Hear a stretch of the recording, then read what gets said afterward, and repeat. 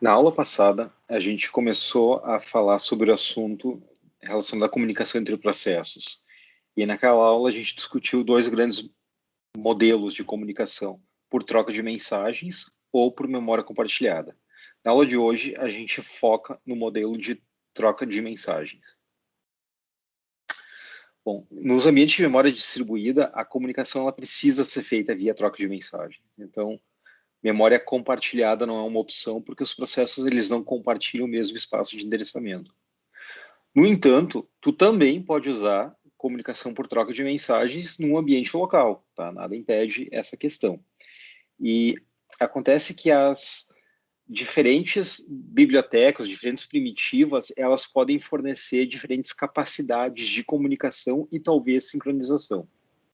Tá? Então, de forma bastante abstrata, a gente tem duas primitivas básicas, send e receive, são conceituais, e cada uma ela pode ser implementada com semânticas diferentes, com diferentes capacidades. E isso geralmente depende da biblioteca que tu está usando, né? Eu queria só mencionar um ponto que, quando a gente fala de comunicação, a gente pode ter comunicação ponto a ponto ou comunicação em grupo ou multicast. A gente está focando principalmente na comunicação ponto a ponto aqui. Vai ter uma aula mais adiante no semestre que a gente vai discutir comunicação em grupo, tá? Mas vai ser uma aula específica na segunda parte da matéria. E um outro ponto que eu queria chamar a atenção é que a aula de hoje ela é bastante conceitual, tá? Ela é bastante filosófica no sentido que a gente vai discutir diferentes formas de implementação dessas primitivas. Então, na aula passada, a gente discutiu primitivas bastante concretas, a gente viu o código. Nessa aula, é basicamente uma discussão sobre pode ser assim, pode ser assado, como é que pode ser. E daí, na próxima aula, a gente volta a ver um assunto bem concreto e a gente vai ver código também na próxima aula. Certo? Então, geralmente eu começo essa aula fazendo uma pergunta bastante aberta, bastante filosófica, que é para saber assim o que para vocês seriam características desejáveis em uma biblioteca de comunicação. Então, eu estou projetando meu sistema operacional e eu quero uma primitiva de comunicação. O que seriam características desejáveis para essa primitiva? E daí tem várias opções que a gente pode imaginar, né? Mas, por exemplo, algo bastante desejável seria a simplicidade e clareza de uso. Então, eu quero uma primitiva com uma semântica bastante abstrata e fácil de usar e transparente, né? Eu tenho também a questão de uniformidade, por exemplo. Eu gostaria que, se eu estiver usando essa primitiva para uma comunicação entre dois processos locais ou entre processos remotos, eu gostaria que a interface fosse a mesma. Um outro ponto interessante é a eficiência, né? Então, geralmente eu vou gostar mais de primitivas mais eficientes, que conseguem otimizar o uso de recursos.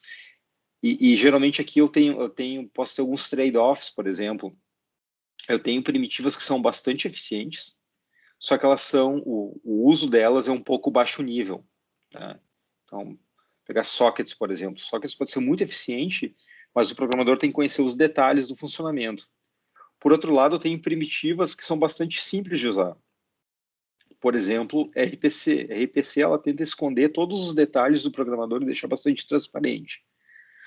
Só que, devido a essa possibilidade de esconder os detalhes, o RPC acaba sendo menos eficiente que os sockets, por exemplo. Então, às vezes eu tenho alguns trade-offs, né?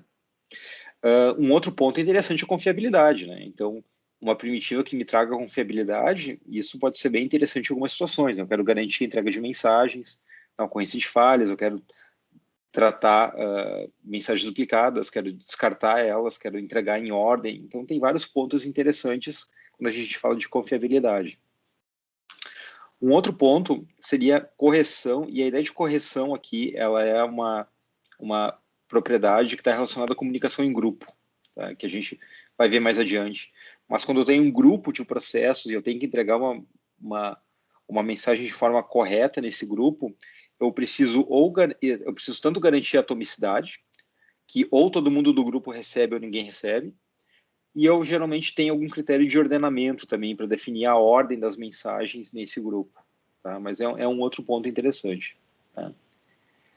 Uma outra característica possivelmente desejável é flexibilidade, né? Então, eu posso ter primitivas muito poderosas com várias com várias funcionalidades, mas eu quero poder escolher quais funcionalidades eu quero usar para cada aplicação, seria flexibilidade. Bom, um outro ponto, não preciso falar muito, é segurança, né? Então, tem algumas primitivas que oferecem segurança. Então, eu posso criar um canal seguro num socket, por exemplo, para garantir que eu transfiro dados pela internet de forma segura. Então, seria uma característica interessante. E um outro ponto é portabilidade, né? Então, eu posso ter primitivas, por exemplo, que eu consigo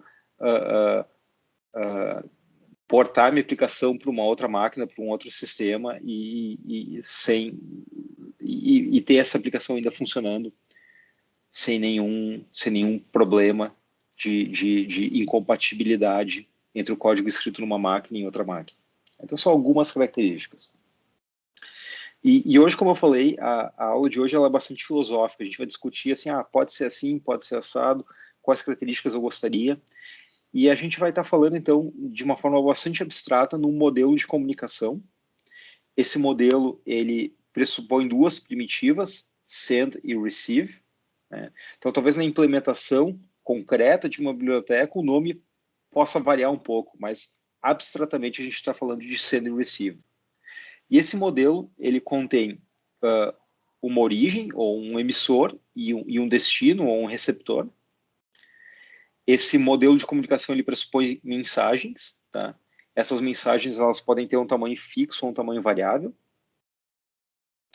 Então, geralmente, quando fala em mensagem de tamanho fixo, um tamanho previsível e bem definido, isso torna a implementação do sistema, da biblioteca, bastante simples. Só que daí, para o programador, isso acaba sendo um pouco mais difícil, porque o programador fica encarregado de particionar uma mensagem grande em mensagens menores.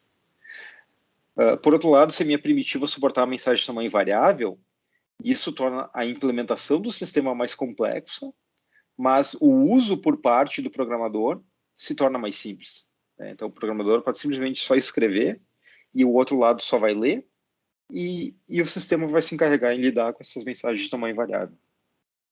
Eu acho que dá para dar um exemplo concreto aqui, nesse ponto da aula, que são sockets, por exemplo, que a gente vai discutir na próxima aula. Eu tenho sockets UDP, cujas mensagens têm um tamanho fixo e bem definido, que é o tamanho de um datagrama UDP, e eu tenho sockets TCP.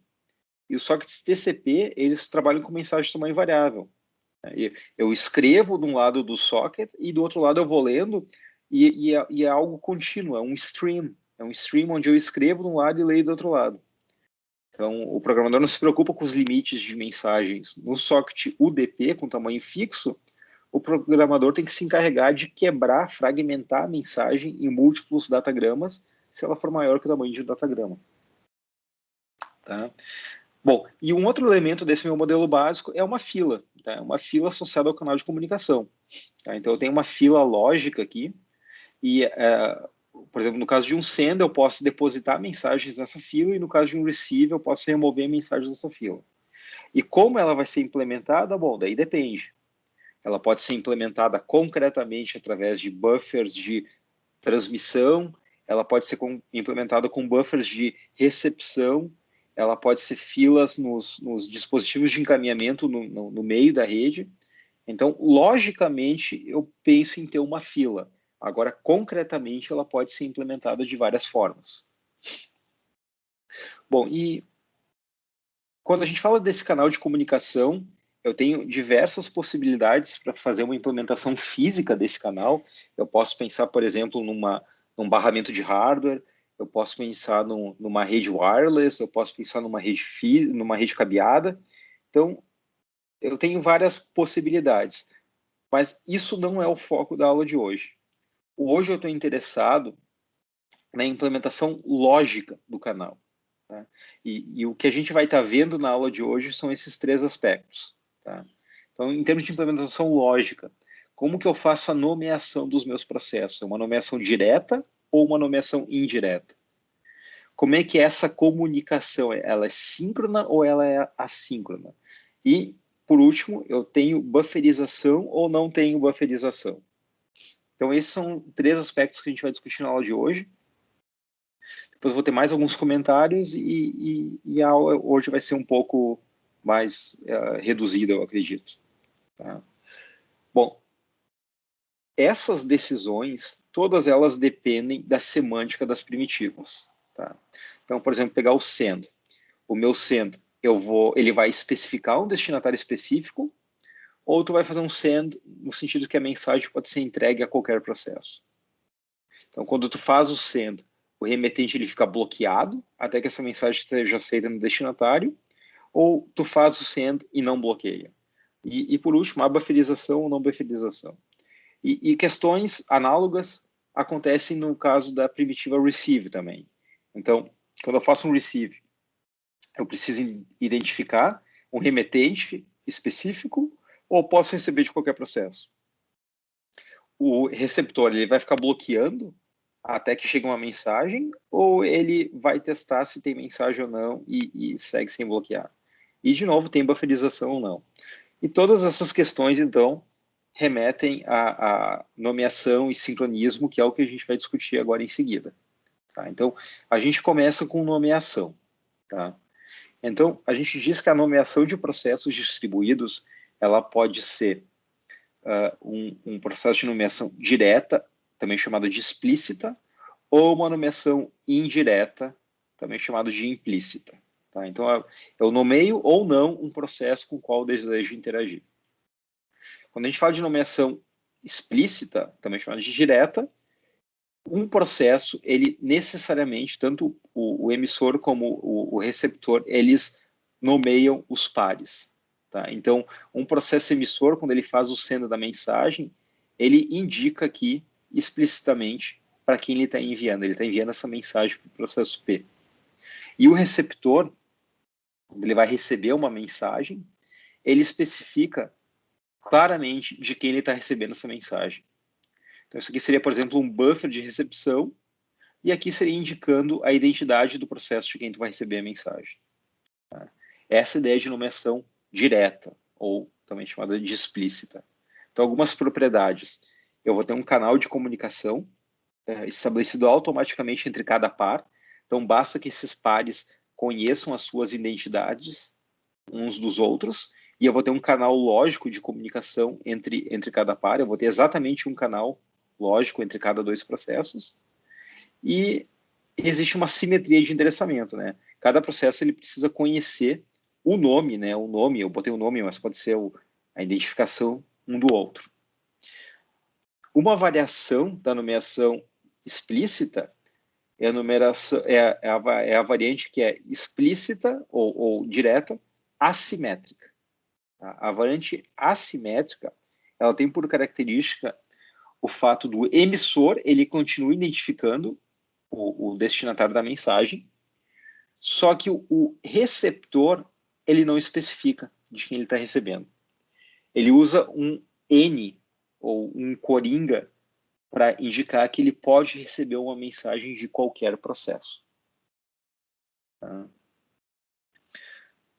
Bom, a pergunta que geralmente eu faço aqui é qual é a desvantagem da nomeação direta? Então, qual seria a limitação dessa nomeação direta? Bom, e um dos pontos já está até destacado nesse slide. Uma das limitações é que eu exijo que os processos eles saibam o nome ou a identificação um do outro. Tá? Então, na direta simétrica, tanto o emissor como o receptor tem que conhecer os seus pares para poder enviar e receber. E na variante direta assimétrica, daí só o emissor precisa conhecer o destinatário, mas o receptor não precisa. Mas mesmo assim, existe um grau de acoplamento. Tá? E um ponto que eu gostaria de destacar é que, por exemplo, se a gente pegar a noção de sockets, que é o que a gente vai ver na próxima aula, o sockets, ele utiliza essa abordagem aqui. Tá? Ele utiliza a variante assimétrica. Então, num socket, quando eu vou enviar uma mensagem, eu preciso parametrizar o send com uma estrutura que indique a identificação do processo destinatário. Essa estrutura aqui vai ser uma estrutura que vai conter um endereço, IP e uma porta. Mas eu digo para quem, explicitamente para quem eu estou mandando uma mensagem. Só que o socket, quando vai receber uma mensagem, eu não defino de quem eu estou recebendo. Eu defino uma estrutura, só que essa estrutura de endereço ela fica vazia. Ela fica vazia e quando de fato eu recebo uma mensagem no socket, eu preencho essa estrutura com o endereço de quem me mandou.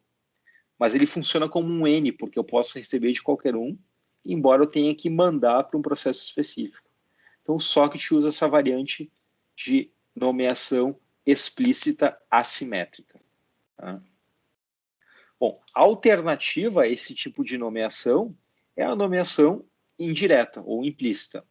E a ideia aqui é que eu não especifico o endereço de processos para onde eu estou mandando. Eu utilizo caixas postais com identificações únicas. Então, mensagens podem ser colocadas na caixa postal por um processo e retiradas por outro processo da caixa postal.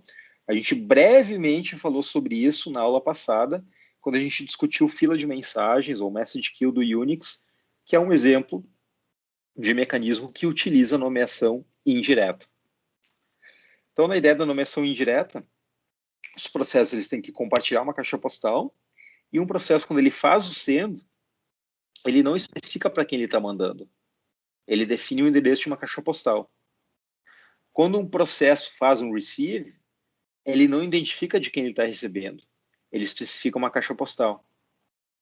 Então, existe um desacoplamento dos processos nessa abordagem. E isso pode ser bastante útil. Então, se eu tenho um sistema onde os meus processos eles têm esse amarramento aqui, essa amarração onde um processo tem que conhecer um nome um do outro, isso muitas vezes pode criar dificuldades, porque eu posso talvez ter uma mudança no endereço IP aqui desse processo, ou eu posso desconhecer o endereço do processo, então eu acabo criando uma amarração aqui.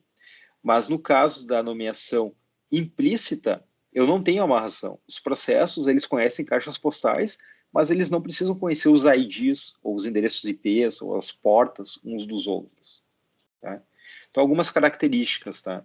Eu tenho um canal estabelecido entre um par de processos, se ambos conhecerem a caixa postal. Tá? Então, basta que dois processos conheçam a mesma caixa postal para que eles tenham um canal lógico entre eles. Eu posso ter um canal associado a mais de dois processos. Então, eu poderia ter, por exemplo, dois processos botando na caixa postal A e um retirando, por exemplo. Então, eu poderia ter isso. E, entre cada par de processos, eu poderia, se eu quisesse, ter mais de um canal lógico. Então, como que eu poderia ter mais de um canal lógico entre dois processos?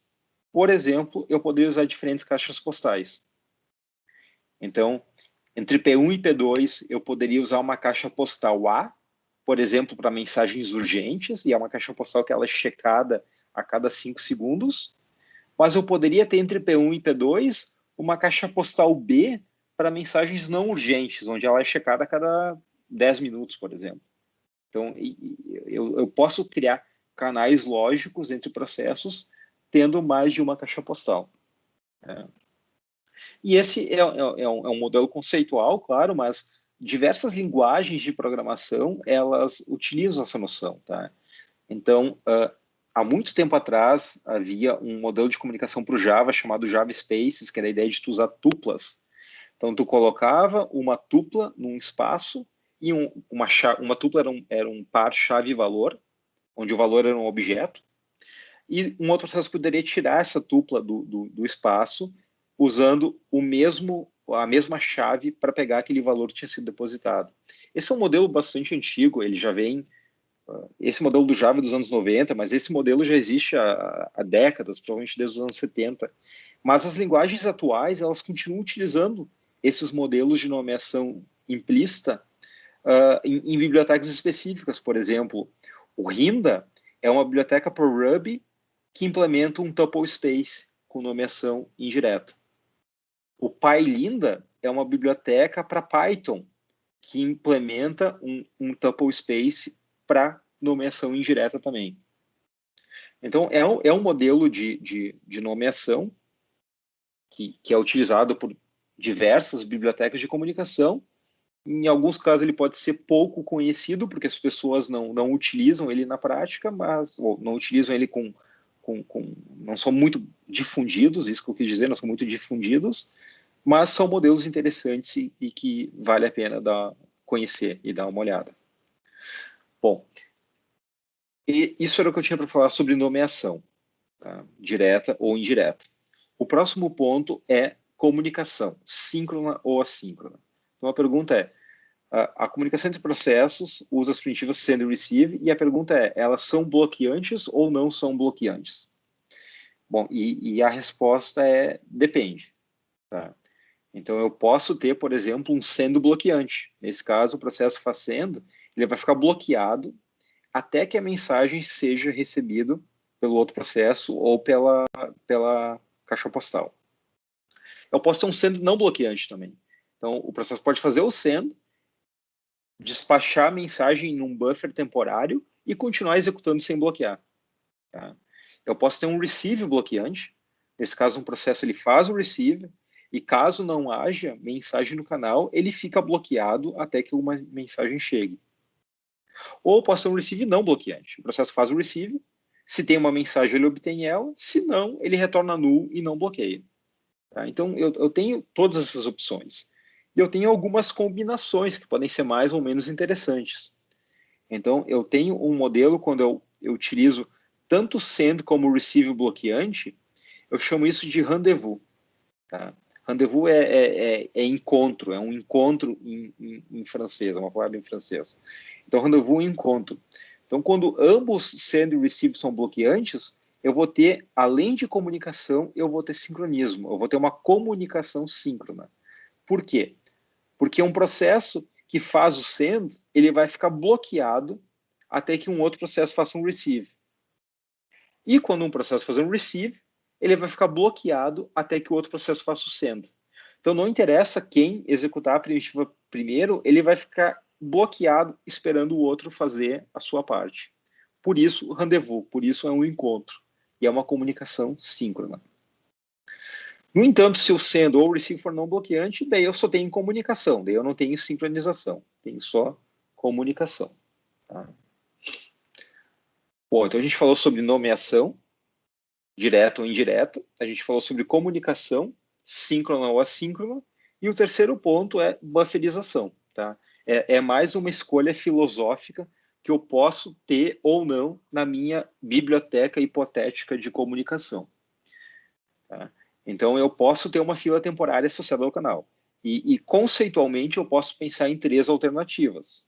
Eu posso pensar num buffer de tamanho zero, que é o equivalente a dizer que eu não tenho buffer. Então, ela é uma fila de tamanho zero.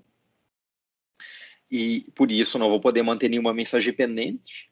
E, nesse caso, o send ele precisa ser bloqueante. Né? Já que eu não tenho nenhum espaço intermediário para depositar mensagens, o send ele tem que ser bloqueante até que o outro processo receba. Tá?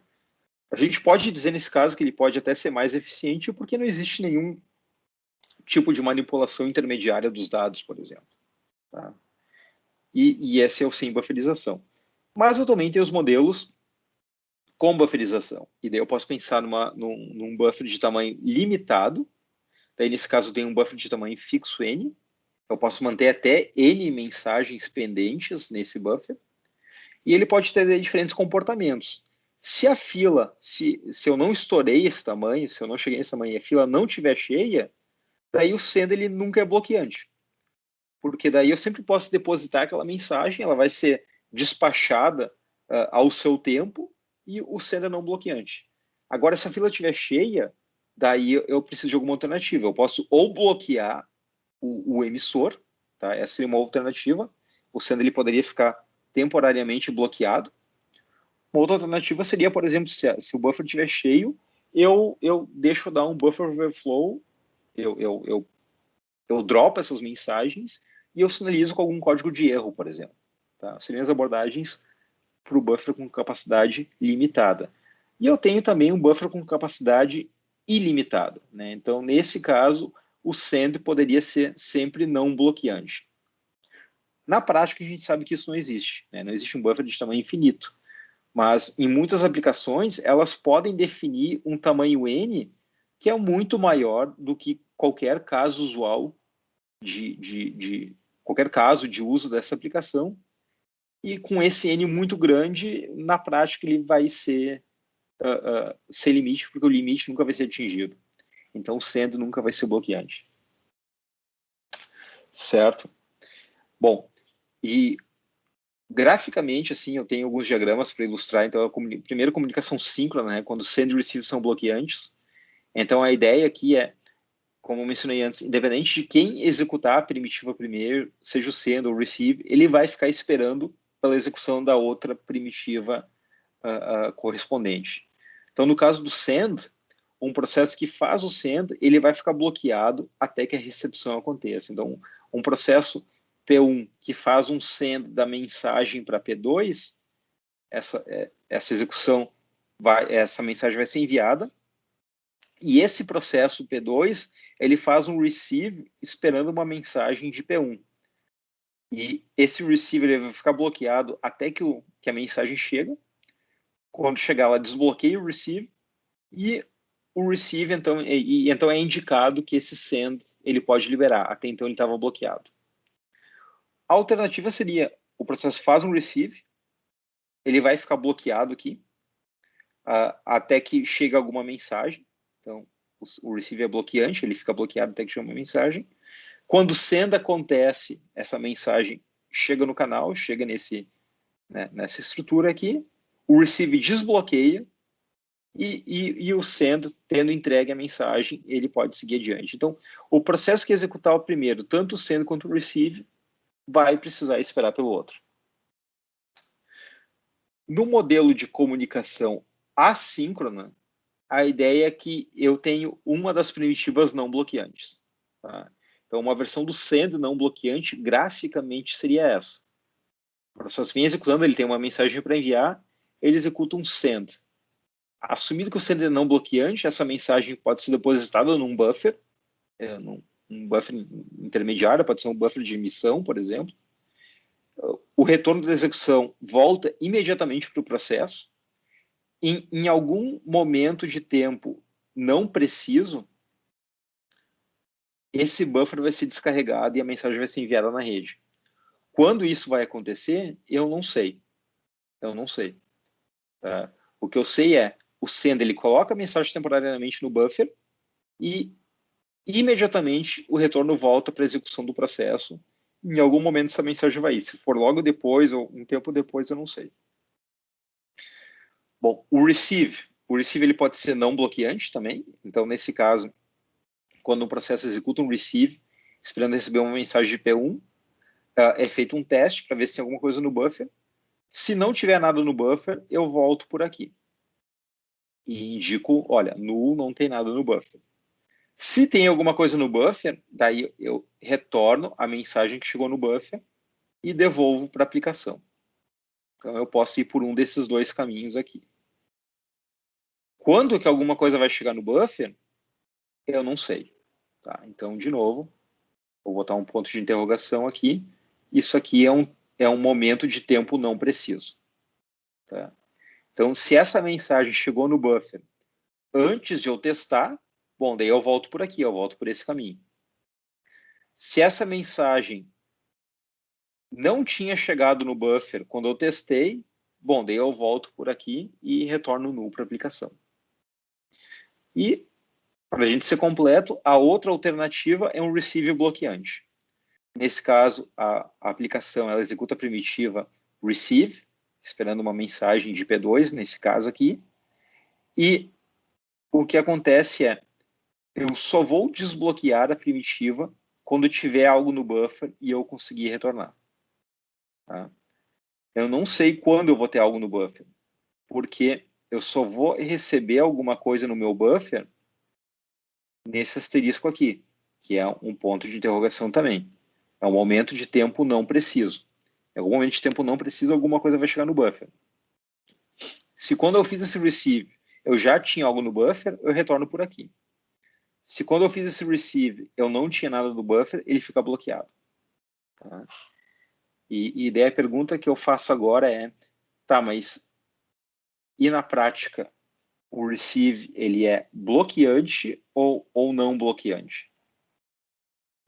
Então, a gente vai ver isso mais concretamente nas próximas aulas, mas se eu pegar uma primitiva como sockets, por exemplo, o sockets ele tem o receive bloqueante.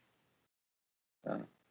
Então, no socket, quando tu faz um receive no socket, se existe algo no canal, tu retorna isso para a aplicação e ela processa e o receive não bloqueia. Mas quando tu faz um receive no socket, não tiver nada no canal, tu fica bloqueado até que alguma coisa chegue no canal. E geralmente quando tu trabalha com sockets, então tu também trabalha com threads. Então tu pode deixar uma thread bloqueada no receive e outras threads fazendo outros processamentos. Quando algo chegar no buffer, no socket, tu pode simplesmente desbloquear aquela thread que estava bloqueada no receive e ela faz o processamento desejado. Tá? Certo. Só para resumir essa parte, então, comunicação síncrona é quando ambas as versões da primitiva são bloqueantes, tanto send quanto receive. Assíncrono é quando pelo menos uma das duas é não bloqueante. Algumas desvantagens e vantagens. Por exemplo, se pegar comunicação síncrona, desvantagens. Uma delas é limitação da concorrência. Quando eu tenho primitivas que bloqueiam, eu tendo a reduzir a velocidade de execução dos meus processos. Então, eu tenho claramente redução da concorrência e eu posso ter, possivelmente, deadlocks também. Então, se eu pensar, por exemplo, que um processo P1 ele faz um receive de uma mensagem de P2 e o P2 ele faz um receive de uma mensagem de P1. Ambos vão ficar bloqueados nas suas respectivas primitivas, esperando que o outro envie, só que o outro não vai enviar porque ele está esperando. A gente vai falar mais sobre deadlocks nas próximas aulas, mas esse seria um exemplo de um deadlock de comunicação. No entanto, tem vantagens também. Comunicação síncrona tem vantagens, porque, por exemplo, eu posso ter um modelo de programação bastante simples e eu posso ter, usando o mesmo conjunto de primitivas, tanto comunicação como sincronização. Tá? Porque eu já vou garantir os bloqueios para evitar algum problema de concorrência, por exemplo. No caso da variante de comunicação assíncrona, daí eu tenho o dual da síncrona. Eu vou ter mais concorrência e menos chance de deadlock, mas a programação se torna um pouco mais complexa porque eu preciso, além da comunicação, fazer algum controle de concorrência. Bom, esses eram os 3 aspectos principais que eu queria ter discutido na aula de hoje. Nomeação, direta ou indireta, comunicação, síncrona ou assíncrona, e bufferização. Tem mais 2 aspectos curtos que eu quero mencionar na aula de hoje, mas que também representam características interessantes que uma biblioteca de comunicação pode ter. O primeiro deles se refere à representação externa de dados. Então, quando os processos se comunicam na internet, eles precisam trocar dados. E cada processo tem as suas estruturas de dados específicas. Só que na comunicação, eu preciso mandar sequências de bytes. Então, eu preciso, de alguma forma, garantir que a representação de dados, ou as estruturas de dados que eu mantenho no processo de origem, quando elas forem transmitidas para o processo de destino, elas sejam compatíveis. E eu tenho situações onde eu posso não ter essa compatibilidade, tá? Se eu tiver sistemas remotos heterogêneos, por exemplo. Então, um dos problemas que eu posso enfrentar é o tipo de representação, por exemplo, que eu uso para caracteres. Eu posso ter um sistema que usa uma representação de caracteres de 1 byte e um outro sistema que usa caracteres de 2 bytes, Unicode, por exemplo. Então, eu vou ter uma incompatibilidade de dados. Um outro tipo de divergências de representação é se eu tiver uma arquitetura Big Endian como emissor, onde o byte mais significativo aparece primeiro na memória, ou uma arquitetura Little Endian, onde o byte menos significativo aparece primeiro. Uma outra ainda possível diferença de formatos ou convenções é, por exemplo, o formato usado para representar números flutuantes numa arquitetura e em outra arquitetura. Então, eu tenho essas possíveis divergências aqui quando eu estou lidando com dados que estão numa máquina local e que eu preciso transferir para uma outra máquina remota, possivelmente num sistema heterogêneo. Então, como que eu resolvo isso? basicamente eu tenho duas abordagens. Então, a primeira delas é converter o formato da máquina local para um formato independente de máquina, transmitir nesse formato, e daí, quando chegar no destino, converter do formato independente de máquina para o formato de destino. A outra opção seria, eu envio do jeito que está, do jeito do emissor, e incluo algum metadado para o receptor fazer a conversão se necessário. Tá? Esse modelo aqui é um modelo bastante usado. É um modelo onde eu pego o formato local do emissor, boto no formato padrão, transfiro no formato padrão, e do outro lado eu converto do formato padrão para o formato do destinatário. E algumas bibliotecas, algumas primitivas de comunicação, elas dão um nome desse processo de marshalling e unmarshalling. Tá? Então a ideia é eu pegar os meus dados do formato do emissor, converter para um formato padrão, uma representação, a gente chama de uma representação externa de dados, e esse processo aqui se chama marshalling. Eu transfiro os dados pela internet usando essa representação padrão, e do outro lado eu faço o processo inverso. Eu pego esse formato padrão e converto no formato local de dados usando um processo chamado de unmarshalling. E essa funcionalidade, ela ajuda então a tratar a heterogeneidade do sistema. E o ideal é que esse processo de marshalling e unmarshalling, ele seja feito de forma automática. Né? Então, sem que o programador tenha que fazer algo explicitamente. Então, eu posso ter bibliotecas ou middlewares que lidam com essa questão. Então, se a gente pegar, isso é similar ao que o Java chama de serialização. Serialização no Java é muito parecido com esse processo de marshalling e unmarshalling, onde eu converto os objetos no formato local para um byte stream, transfiro eles nesse formato padrão e do outro lado eu reconverto. É o processo de serialização e deserialização. Mas é essencialmente idêntico ao marshalling e unmarshalling. Uma primitiva de comunicação chamada Corba, né, o sistema de comunicação Corba, que utilizava essas estruturas também e convertia para um formato padrão. Ainda um outro exemplo seria o Web Services. Tá? Então, Web Services, eles utilizam algo similar, no sentido que tu converte os dados quando vai transferir para um XML ou um JSON. E daí tu transfere nesse formato padrão e do outro lado tu reconverte.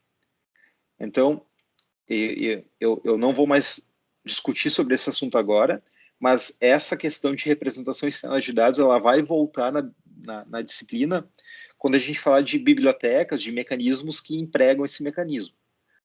Não são todos os mecanismos de comunicação que têm essa funcionalidade, mas alguns deles possuem e ela é bastante interessante para a comunicação em sistemas heterogêneos.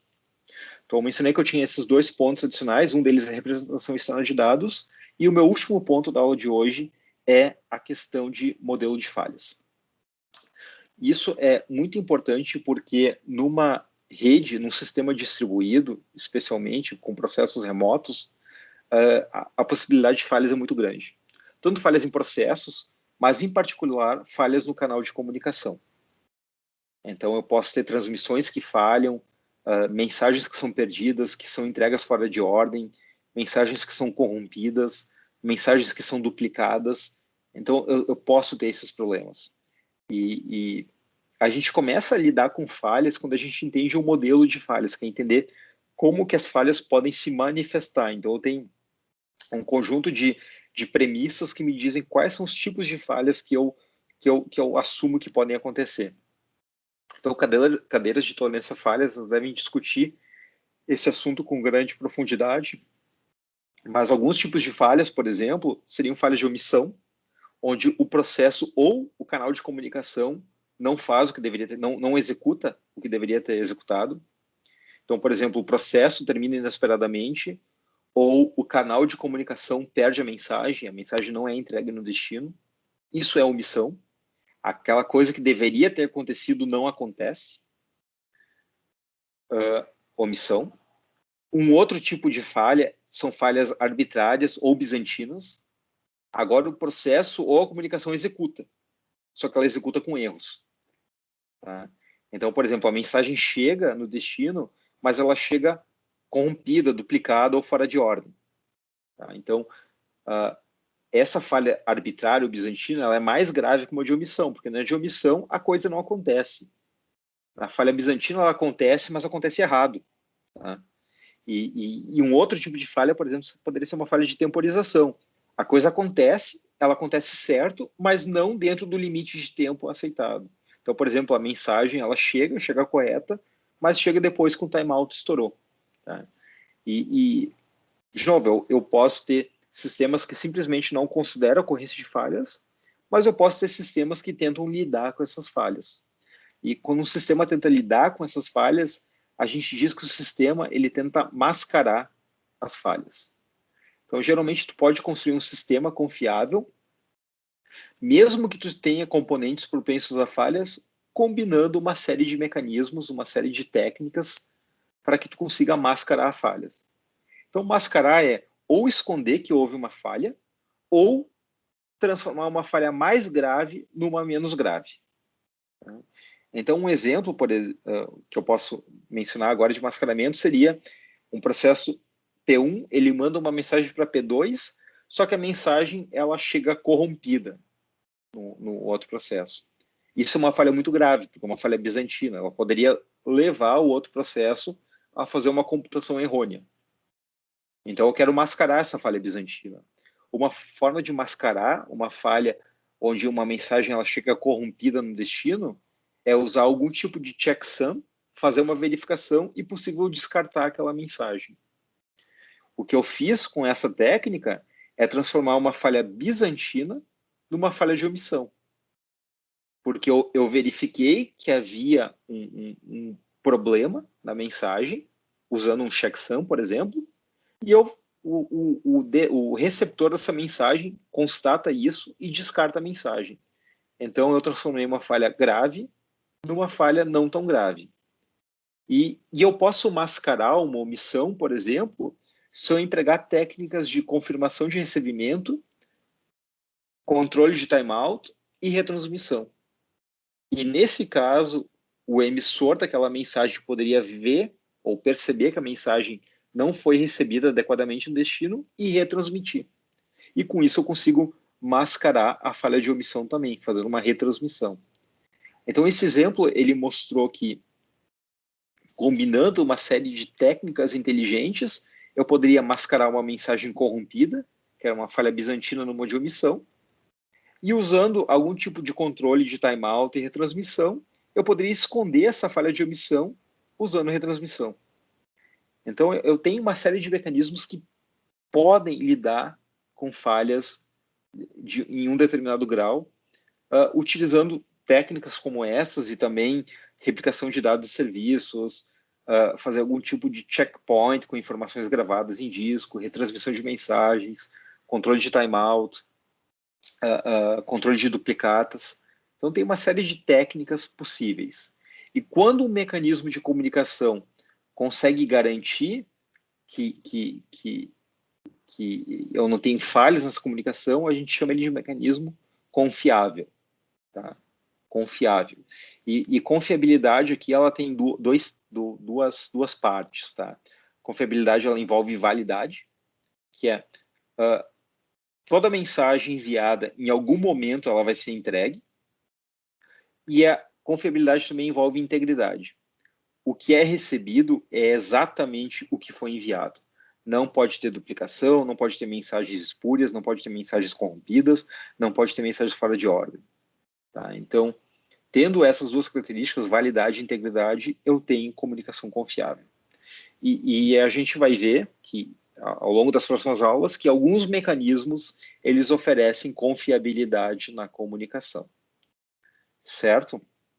Bom, esse aqui é o material pré-estudo dessa matéria de hoje, e eu vou encerrar.